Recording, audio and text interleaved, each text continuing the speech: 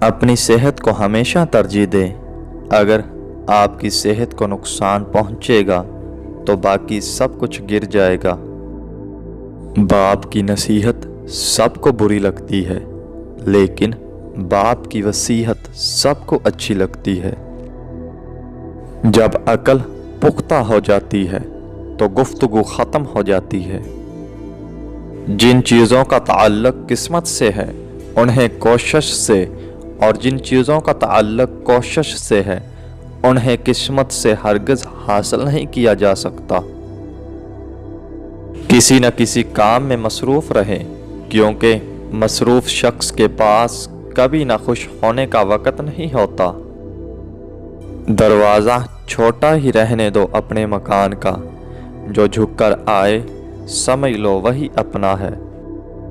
زندگی میں دو چیزیں سیکھ لے، ایک اپنوں میں خوش رہنا اور دوسرا رب کے سوا کسی سے امید نہ لگانا۔ جس شخص نے اللہ کا شکر ادا کرنا چھوڑ دیا وہ کبھی زندگی میں سکھ تلاش نہیں کر سکتا۔ انسان کے خلوص کا تب پتہ چلتا ہے جب وہ کسی ایسے شخص کے کام آئے جو اسے کچھ بھی نہ دے سکتا ہو۔ ہم نے اپنے قبرستان بھی یوں الگ کر رکھے ہیں جیسے فرشتے ہماری قبریں دیکھ کر سوال بدلیں گے۔